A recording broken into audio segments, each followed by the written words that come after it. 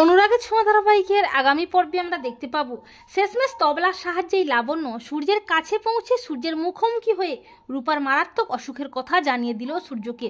হ্যাঁ বন্ধুরা, আমরা এমনটাই দেখতে পাবো অনুরাগের ছোঁয়া ধারাবাহিকের আগামী পর্বগুলোতে। তবলা দীপাকে বলে, আমি যেভাবেই হোক ডাক্তারবাবুকে ঠিক খুঁজে বের করবই।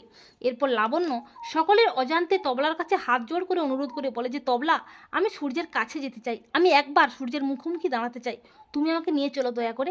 আর তবলাও লাবণ্যের অনুরোধে লাবণ্যকে কথা দেয় যে যেভাবেই হোক ডাক্তারবাবুর খোঁজ করে আপনাকে নিয়ে যাবই। এরপর হঠাৎই রূপা ভীষণ অসুস্থ হয়ে পড়ে।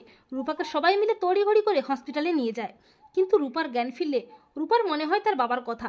রূপার অভিমান হয় বাবার উপর। আর লাবণ্য আবারও তবলাকে অনুরোধ করে সূর্যের কাছে নিয়ে যাওয়ার জন্য। তবলাও খোঁজ শুরু করে দেয় সূর্যের। এরপর একটা সময় তবলা খোঁজ পেয়ে যায় সূর্যের। তবলা তক্ষুনি লাবণ্যকে নিয়ে বাড়ির কাউকে কিছু না জানিয়ে বেরিয়ে পড়ে সূর্যের কাছে যাওয়ার জন্য। একটা সময় লাবণ্য ও তবলা সেই গ্রামে পৌঁছে যায়। সূর্য যখন রোগী দেখছিল তখন হঠাৎই লাবণ্য ও তবলা সূর্যের কাছে হাজির হয়। লাবণ্য বলে, সূর্য। সূর্য হঠাৎই লাবণ্য ও তবলাকে দেখে অবাক হয়ে যায়।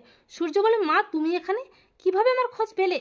তখন লাবণ্য সূর্যকে বলে, বাবা, সন্তান যেখানেই থাক না কেন তার মা তার সন্তানকে খুঁজে বের করে ঠিক তার কাছে আসবেই।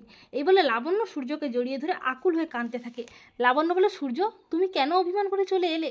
তুমি কি জানো রূপা দিদি ভাই? তখন সূর্য চিৎকার করে বলে, আমি সব জানি। তখন লাবণ্য চিৎকার করে সূর্যকে বলে, তুমি কিচ্ছু জানো না, তোমাকে আজকে সব সত্যি জানতেই হবে। এই বলে লাবণ্য রূপার রিপোর্টটা সূর্যের হাতে তুলে দিয়ে বলে, এই দেখো মেডিকেল রিপোর্ট। রূপা দিদি ভাই ভীষণ অসুস্থ, মৃত্যুর সঙ্গে পাঞ্জা লড়ছে মেয়েটা। রিপোর্টটা দেখে লাবণ্যের মুখে রূপার মারাত্মক অসুখের কথা জানতে পেরেই সূর্য হতবাক হয়ে যায়। সূর্য পাগলের মতো হয়ে যায়। সূর্য কাঁদতে কাঁদতে বলে, আমার এত বড় ভুল হয়ে গেল, আমার রূপা আমার ভীষণ অসুস্থ আর আমি কিছু জানতেই পারলাম না। তখন লাবণ্য সূর্যকে বলে, সূর্য, মেয়েটা তোমার উপর অভিমান করেছে, ও তোমাকে ভুল বুঝছে। ও মনে করেছে ওর এত শরীর খারাপ জেনেও তুমি ওর কাছে গেলে না, ওর বুকে যে অনেক অভিমান জমা হয়ে আছে।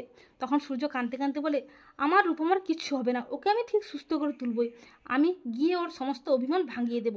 তো বন্ধুরা, তোমরা এটাই চাও তো যে তবলার সাহায্যে লাবণ্য সূর্যের কাছে পৌঁছে সূর্যকে যেন রূপার অসুখের কথাটা জানিয়ে রূপার কাছে ফিরিয়ে আনে? কমেন্ট করে জানিয়ে দাও তোমাদের মতামতটি।